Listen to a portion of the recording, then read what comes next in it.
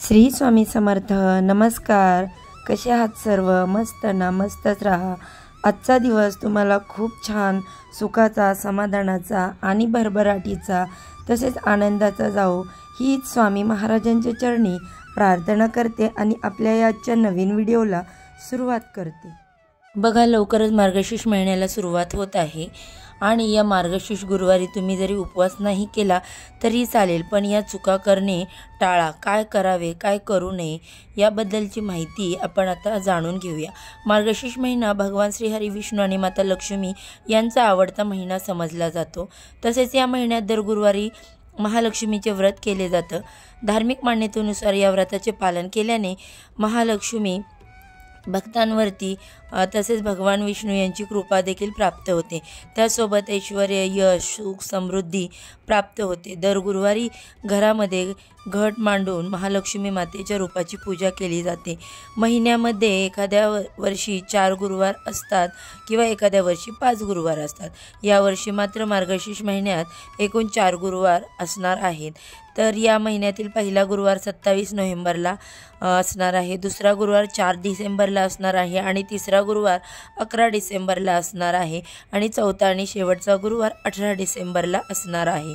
तसेच मार्गशीर्ष महिन्याच्या पहिल्या गुरुवारी या व्रताचा प्रारंभ केला जातो आणि मार्गशीर्ष महिन्याच्या शेवटच्या गुरुवारी या व्रताचं उद्यापन केले जातं। पण काही जणांना काही अडचणींमुळे मार्गशीर्ष महिन्यात या व्रताचे पालन करणे जमलं नाही, तर कोणत्याही पहिल्या गुरुवारी तुम्ही हे व्रत जे आहे ते करू शकता। कोणत्या पण महिन्यामध्ये आपण त्याच महिन्यातील शेवटच्या गुरुवारी या व्रताची सांगता देखील करू शकता।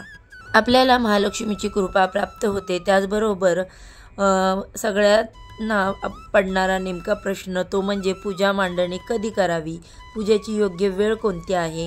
तुम्ही सकाळी स्वच्छ स्नान करून पूजेची जागा स्वच्छ करून त्या ठिकाणी पूजेची मांडणी करावी, पण काही कारणास्तव तुम्हाला लवकर सकाळी पूजा मांडणे जमले नाही तर तुम्ही कमीत कमी 12 वाजेपर्यंत पूजा मांडणी करावी, म्हणजेच 12 वाजल्याच्या आतमध्ये पूजा मांडून घ्यावी। त्यावेळेस तुम्हाला जमलं नाही तर मग तुम्ही सायंकाळी 5 ते 7 या दरम्यान पूजा मांडू शकता। ही वेळ पूजा मांडण्यासाठी अत्यंत शुभ मानली जाते, कारण याच वेळी माता लक्ष्मीचं आगमन आपल्या घरामध्ये होत असतं। पण अगदीच दुपारी 12 ते 4 या वेळेत मात्र पूजा मांडू नका, कारण पूजा मांडणी नेहमी सात्विक आणि प्रसन्न वेळेतच व्हायला हवी, जेणेकरून माता लक्ष्मीसुद्धा आनंदी मनाने प्रसन्न वेळेत आपल्या घरामध्ये आगमन करेल आणि महालक्ष्मीची देखील कृपा आपल्यावरती होईल आणि ती प्रसन्न होईल। विधियुक्त शास्त्रोक्त पूजन कसे करावे, तर प्रथम बघा, पूजेची मांडणीसाठी सकाळी लवकर उठून स्नान करायचं आहे। स्नान झाल्यानंतर सूर्यदेवाला अर्घ्य अर्पण करायचं। त्यानंतर हातामध्ये फूल अक्षदा घेऊन या व्रताचा संकल्प करायचा आणि आपल्या मनातील इच्छा प्रकट करावी की मी ह्या कार्यासाठी हे व्रत करत आहे, पण ते सफल होऊ द्या। अशा प्रकारे पूजेचा संकल्प केल्यानंतर पूजा मांडणीची जागा व्यवस्थित झाडून स्वच्छ करायची, पुसून घ्यायची। सर्वप्रथम भूमिपूजन करावे, म्हणजे जमिनीवरती गंध, अक्षदा, फुलं अर्पण करून त्यावर पाट ठेवायचा। त्यानंतर पाटावर लाल वस्त्र अंथरून घ्यायचं। त्यानंतर एक दीप प्रज्वलित करायचा, दिव्याला फूल अक्षदा वाहून दीपपूजन करून घ्यायचं। कारण बघा, कर्म साक्षी दीपा म्हणून दीपपूजन फार महत्त्वाचे आहे। घराच्या ईशान्य कोपऱ्यात किंवा इथे तुम्ही देवपूजा करता त्या ठिकाणी मांडणी करावी। आता पूजा कशी करावी हे पाहू। आज बघा, पूजा कशी करावी। सर्वप्रथम भगवान गणेशांच्या मूर्तीला गंगाजल अर्पण करून पंचामृताने स्नान घालून तांदळावरती ठेवावे। नंतर माता लक्ष्मीची मूर्ती असेल तर त्यांना स्नान घालावे। मग फोटो असेल तर फोटोवरती पंचामृत शिंपडावे। हळदी कुंकू अक्षदा फुले जी आहेत ती लक्ष्मीला लाल फुलं अर्पण करावीत, कारण ती खूप त्यांना आवडतात। नंतर नैवेद्यासाठी गणपती बाप्पांना गुळ खोबरं व माता लक्ष्मीला 5 फळे ठेवावी। मनोभावे देवींची प्रार्थना करावी, आपल्या इच्छा सफल होण्यासाठी विनंती करावी। नंतर मात्र लक्ष्मीला प्रिय असलेले कमळ तांदळाने काढून त्यावरती चांदीचा, तांब्या किंवा मग पितळेचा कलश असेल तर तो स्थापन करावा। त्या कलशामध्ये थोडेसे गंगाजल टाकावे, गंगाजल नसेल तर साधे पाणी टाकावे शुद्ध पिण्याचे। त्यानंतर कलशावर स्वस्तिक काढावा। नंतर आंब्याची 5 पाने किंवा जी नागवेलीची 5 पाने असतात किंवा मग 5 झाडांची आपल्याला पानं जे आपण त्याला 5 पालवी असं म्हणतो, 5 प्रकारचे फुलांची त्यामध्ये ठेवावी किंवा मग साईडला ठेवली तरी चालतील। नंतर पाणी घालून झाल्यावर घरात असतील तर कलशामध्ये दुर्वा टाकाव्यात, तुळशीपत्र टाकावे, त्यानंतर सुपारी, 1 रुपयाचं नाणं, त्यानंतर नारळाची स्थापना करायची आणि नंतर घंटी पूजन करायचे आहे। घंटीला फूल अक्षदा वाहून तिचे पूजन करावे। नारळाची शेंडी वर असेल असा नारळ कलशावर ठेवावा। तसेच लक्ष्मी मातेची मूर्ती किंवा श्रीयंत्र आपण पूजेमध्ये वापरू शकतो। लक्ष्मी मातेचा फोटो ठेवण्याआधी त्याखाली देखील थोडेसे तांदूळ ठेवावे। श्री गणेशांची स्थापना करण्यासाठी नागवेलीच्या पानांवरती सुपारी ठेवावी आणि बघा नागवेलीचं पान नसेल तर मग थोडेसे तांदूळ ठेवून त्यावरती सुपारी ठेवली अशी जरी पूजा मांडणी पाटासमोर रांगोळी काढायची किंवा मग फुलांची आरास घालून थोडीशी सजावट करावी। नंतर श्री महालक्ष्मी व्रताची कथा वाचावी। नंतर श्री महालक्ष्मी महात्म्य वाचावे। देवीला नैवेद्य अर्पण केल्यानंतर हात जोडून पोथीत छापलेले अष्टक म्हणावे। अष्टक म्हणण्यापूर्वी आपल्या मनातील काही इच्छा असेल तर ती देवीला सांगून ती इच्छा पूर्ण व्हावी, फलद्रूप व्हावी अशी देवीला मनोभावे विनंती करावी। मग त्यानंतर निरंजन ओवाळून आरती करावी। रात्री महालक्ष्मीची पूजा पुन्हा करावी। एकदा गोड पदार्थाचा नैवेद्य दाखवा।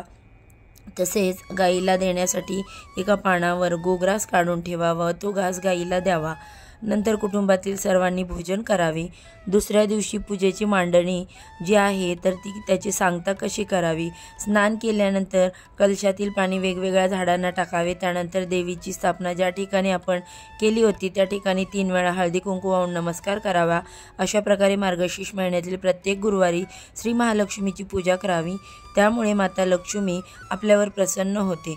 मार्गशीर्ष महिन्यातील पहिल्या गुरुवारी येणाऱ्या सर्व गुरुवारी हे व्रत अगदी न चुकता दरवर्षी व्रत केल्याने घरामध्ये सुख, समृद्धी, आनंद प्राप्त होतो। तर बघा त्या घरावर माता महालक्ष्मीची विशेष कृपा राहते। श्री लक्ष्मीच्या पद्मपुराणात स्वतः सांगितलेले आहे की हे व्रत नित्यनियमाने जो कोण करेल त्याच्या घरी सदैव सुखी समाधानी राहील व मनोभावे ही व्रत सर्वांनी करावे। महालक्ष्मीच्या शेवटच्या गुरुवारी उद्यापनाच्या दिवशी नेहमीप्रमाणे पूजा करावी, आरती करावी। कहाणी वाचल्यानंतर 7 सुवासिनी किंवा 7 कुवारिकांना जमले नाही तर एका सुवासिनी किंवा एका कुवारिकाला श्री महालक्ष्मी स्वरूप समजून त्यांना हळदी कुंकू देऊन प्रसाद म्हणून एक फळ आणि व्रतकथेची एक पोथी द्यावी। इच्छेनुसार एखादी भेटवस्तू देखील देऊ शकता। नंतर त्याची ओटी भरावी, त्यांना नमस्कार करावा। या दिवशी कन्यापूजन देखील करता येते। शक्य असल्यास ब्राह्मणांना शिदा द्या, दक्षिणा द्या, नमस्कार करा व स्त्री पुरुष दोघेही हे व्रत करू शकता। महालक्ष्मी व्रत करण्यासाठी व्रत नियम आता आपण काय आहेत ते पाहणार आहोत। अगदी छोटेसे आहे जेणेकरून आपलं व्रत पूर्ण होईल। आपण या व्रताच्या नियमांचे अगदी व्यवस्थित पालन केलं तरच आपल्याला या व्रताचे फळ मिळते। तसेच बघा आता आपण पाहूया। 1. अंघोळ न करता पूजेच्या साहित्याला हात देखील लावू नये। बुधवारी सूर्यास्तापासून ते शुक्रवारी सूर्यास्तापर्यंत कांदा, लसूण असा मांसाहार मादक पदार्थ घ्यायचे नाहीत। व्रत त्या दिवशी चुकूनही घाणेरडे किंवा मग मळकट कपडे घालून पूजेला बसू नये। कपडे स्वच्छ धुतलेले असावेत। एखाद्या गुरुवारी आपल्याला काही कारणाने गुरुवारची पूजा करणं जमणार नसेल, सुतक असेल किंवा मग मासिक धर्म असेल तर या कारणामुळे आपण आज पूजा मांडू शकलो नाही तर त्या दिवशी फक्त उपवास करावा आणि जर मासिक धर्म आला तर तो घरातील इतर व्यक्तीकडून तुम्ही पूजा करून घेऊ शकता। तुम्ही लांबूनच नमस्कार करावा आणि पूजेच्या ठिकाणी जाऊ नये किंवा आपली सावली देखील पडू नये याची काळजी घ्यावी। काही ठिकाणी वर्षभर व्रताचे पालन करतात तर तुम्ही देखील वर्षभर व्रताचे पालन करू शकता। माता महालक्ष्मीचा आशीर्वाद सदैव तुमच्या पाठीशी राहतो। मार्गशीर्ष महिन्यातील गुरुवारची व्रत कोणीही करू शकले तर बघा, मार्गशीर्ष महिन्यातील गुरुवारचे व्रत ज्यांना वर्षभर करायचे आहे ते वर्षभर देखील करावे. विवाहित स्त्रिया, पुरुष सर्वजण या व्रताचे पालन करू शकतात. हे व्रत दिवसभर उपवास करून केले जाते, म्हणजेच उपवास सोडू नये. संध्याकाळी आरती करूनच मगच उपवास सोडावा. या व्रतामध्ये तुम्ही उपवासाला लागणारे पदार्थ जसे की खिचडी, भगर, दूध, चहा, कॉफी, फळे यांसारखे पदार्थ खाऊन हा उपवास करू शकता, किंवा मग फक्त केळी किंवा दूध किंवा फळे घेऊन उपवास करू शकता. संध्याकाळी लक्ष्मींची पूजा करून पूजेमध्ये महालक्ष्मीची व्रतकथा आवर्जून वाचली जाते. नैवेद्य अर्पण केला जातो, मग हा उपवास सोडला जातो. निरंकार उपवास पेलत नसेल तर शक्यतो करू नये. व्रताच्या दिवशी उपवास करावा, रात्री भोजन करावे. पद्मपुराणामध्ये संसारी माणसासाठी हे व्रत सांगितले आहे, त्यामुळे पती पत्नी दोघांनी मिळून हे व्रत करू शकता. हे व्रत करताना काही आकस्मिक अडचणी आल्या तर पूजा आरती दुसऱ्या कोणाकडून तुम्ही करू घेऊ शकता. उपवास मात्र आपण स्वतः करावा. अशा वेळी गुरुवारच्या संख्येमध्ये तो गुरुवार पकडू नये. नंतर दुसऱ्या महिन्यात येणाऱ्या गुरुवारी पूजेची सांगता करावी. व्रत व पूजा महालक्ष्मीची कथा ऐकण्यास शेजाऱ्यांना बोलवावे. मात्र एकाग्र व शांत चित्ताने महात्म्य वाचावे. शांतता घरामध्ये असावी. व्रत व पोथी वाचन चालू असताना महालक्ष्मीचे अप्रत्यक्षरित्या अस्तित्व तुम्हाला जाणवेल. व्रताची सुरुवात मार्गशीर्ष महिन्याच्या पहिल्या गुरुवारी करून 4 गुरुवार हे व्रत करावे. शेवटच्या गुरुवारी सकाळी किंवा संध्याकाळी या व्रताचे उद्यापन करावे. व्रताच्या दिवशी रात्री गोड जेवण करून देवीला नैवेद्य अर्पण करावा. नंतर कुटुंबासोबत भोजन करून उपवास सोडावा. गुरुवारी घरातील फरशी पुसू नये, तसेच कोणत्याही साफसफाईचे काम करू नये. अशी कामं आदल्या दिवशी सूर्यास्तापूर्वी करून घ्यावी. ज्या दिवशी पूजा केली जाते त्याच दिवशी पूजा हटवू नये. दुसऱ्या दिवशी सकाळी सूर्य उगवण्याच्या वेळी पूजा उठवावी. देवीला हळदी कुंकू लावून प्रथम नारळ उचलायचा आणि मग तो नारळ आपल्या डोक्याला स्पर्श करायचा. नंतर तो नारळ काढून बाजूला ठेवायचा. कलशामध्ये जे पाणी असेल तर ते पाणी घरामध्ये सर्वत्र शिंपडून घ्यायचे. नंतर उरलेलं झाडांना घालायचं. तुळशीमध्ये मात्र ते पाणी ओतू नका. असं देखील म्हटलं जातं की यामध्ये सुपारी नाणं तुम्ही पुढच्या गुरुवारी वापरू शकता. नारळ देखील तोच तुम्ही पुढच्या गुरुवारी वापरू शकता. उद्यापनानंतर तांदळापासून कोणतेही गोड पदार्थ, शाकाहारी पदार्थ बनवावा. नंतर महालक्ष्मी देवीला वाहिलेले फूल कुठेही टाकू नये, त्यामुळे ते फूल पायाखाली येऊन देवीचा अपमान होतो. तसेच पूजेमध्ये वापरलेली फुलं, पानं निर्माल्यामध्ये टाकावीत. मार्गशीर्ष महिन्यात व्रत करणे जमले नाही तर कोणत्याही महिन्यातील शुक्ल पक्षातील पहिल्या गुरुवारी या व्रताची सुरुवात करता येते. दर गुरुवारी श्री महालक्ष्मीचे व्रत करून देवीची यथासांग पूजा करावी. अशा प्रकारे हे व्रत करून शेवटच्या गुरुवारी उद्यापन करावे. खिचडी खाऊन उपवास सोडू नये. घरामध्ये उपवासाच्या दिवशी वाद भांडणं करू नयेत. बघा, बाकी कोणतेही सोंग घेता येईल, परंतु पैशाचे सोंग घेता येत नाही. जेव्हा आर्थिक परिस्थिती बिकट असते ना, तेव्हा सगळे मार्ग बंद झाल्यासारखे वाटतात. कोणीही आपल्याला मदत करत नाही. जवळची व्यक्तीसुद्धा आपली हेटाळणी करतात. हे मार्ग खुले व्हावेत आणि माता लक्ष्मीची कृपादृष्टी आपल्यावर राहावी यासाठी हे सोपे उपाय देखील तुम्ही करून पहा. मार्गशीर्ष महिन्यात भगवान श्रीहरी विष्णूंना व माता लक्ष्मींना समर्पित आहे. या महिन्यातील गुरुवारी देवपूजेत शंख, माता लक्ष्मी व श्रीहरी विष्णू यांना स्नान घालून अभिषेक करावा. शंख हे माता महालक्ष्मीचे आवडते स्थान आहे. त्याचबरोबर महालक्ष्मीच्या गळ्यात कवड्यांची माळ आपण पाहिली असेल. देवपूजेमध्ये कवड्यांची माळ कवड्या ठेवून पूजा करावी. याने धनवृद्धी होते. त्यामुळे बघा, माता लक्ष्मीला कमळात विराजमान आहे. गुलाबी कमळ तिला अर्पण करावे. महिन्यातून एखाद्या वेळेस शुभतिथीच्या निमित्ताने देवीला केशरी रंगाची साखर भात, मग पांढऱ्या रंगाचा भात करून त्यामध्ये केसर अर्पण करावे व खोबरे साखर दोन्ही घालून तुम्ही हे भात करू शकता. तुमच्या घरात प्राजक्ताचे झाड असेल तर उत्तम. देवीला प्राजक्ताचे फुलं आवडतात. तुमच्या आजूबाजूला परिसरात प्राजक्ताचे झाड असेल, सकाळच्या पहिल्या प्रहरी ते फुले वेचून देवीला अर्पण करावेत व फुलांनी सुशोभित करावे. जर घरी तुळशी वृंदावन असेल, छोटेसे रोप असेल तर तुळशी मातेला दिवा अवश्य लावावा. घरावर लक्ष्मीची कृपा दृष्टी नेहमी राहावी. तसेच अवास्तव्य पसरलेले घर आपल्याला आवडत नाही, तर देवीला ते कसे आवडेल सांगा.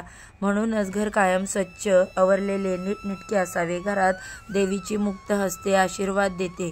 त्यामुळं काय होतं, व्यक्ती आपल्या कुटुंबातील सर्व, समाजातील सर्व स्त्रियांना चा आदर करते. अशा व्यक्तींवर देवीची विशेष आशीर्वाद कायम राहतो. असे म्हटले जाते की गुरुवारी पती पत्नी यांनी आपापसात भांडणे देखील करू नये, त्यामुळे घरामध्ये अशांतता निर्माण होते. उपवासाच्या दिवशी चुकूनही महिलांनी नखे कापू नका किंवा केस कापू नका. सर्व कामांमुळे माता लक्ष्मी नाराज होते. त्यानंतर बघा, मार्गशीर्ष महिन्यातील गुरुवारमध्ये मासिक पाळी जर आली, एक गुरुवार जास्त पकडावा लागला, तर ज्या गुरुवारी मासिक पाळी आली असेल तर तो गुरुवार फक्त उपवास करावा, परंतु गुरुवार तो मोजू नये. फक्त पूजा व इतर कोणाकडून मांडणी करून घेऊ शकता. गुरुवारच्या दिवशी अन्नदान करून गरिबांना मदत केल्याने माता लक्ष्मी खूप प्रसन्न होते व तिची कृपा आपल्यावरती सदैव राहते. आपल्याला अन्नधान्यांचे पुण्य देखील मिळते. उपवास सोडून झाल्यानंतर हात धुतल्यानंतर पुन्हा कधीच काही खाऊ नये. नंतर तुम्ही फळं खाऊ शकता. गुरुवारच्या दिवशी सकाळी लवकर उठून दारात रांगोळी काढावी, त्यामुळे लक्ष्मी माता प्रसन्न होते. माता लक्ष्मीचा वास आपल्या घरामध्ये राहतो. उपवासाच्या दिवशी कोणीही अपशब्द बोलू नये. जेवढे बघा शक्य तेवढे लक्ष्मीचे नामस्मरण करत राहावे. उपवास सोडण्या अगोदर पोथी वाचून लक्ष्मीची आरती करावी. व्रत करताना पूर्ण श्रद्धा भावनेने व्रत करावे, तर आपल्याला पूर्ण व्रताचे फळ प्राप्त होते. बघा, हा महत्त्वपूर्ण व्हिडिओ तुम्हाला आवडला असेल तर व्हिडिओला नक्की लाईक करा. यामध्ये सांगितलेली माहिती तुम्हाला हेल्पफुल वाटली असेल तर तुमच्या मित्रपरिवारांसोबत देखील ती शेअर करा. तर बघा, झालेली सेवा स्वामी महाराजांच्या आणि माता लक्ष्मीच्या चरणी अर्पण करते आणि आजच्या व्हिडिओचा इथे सेंड करते. उद्या अशाच छानशा माहितीसोबत पुन्हा नव्याने भेटू. सर्वांना श्री स्वामी समर्थ. जय जय स्वामी समर्थ.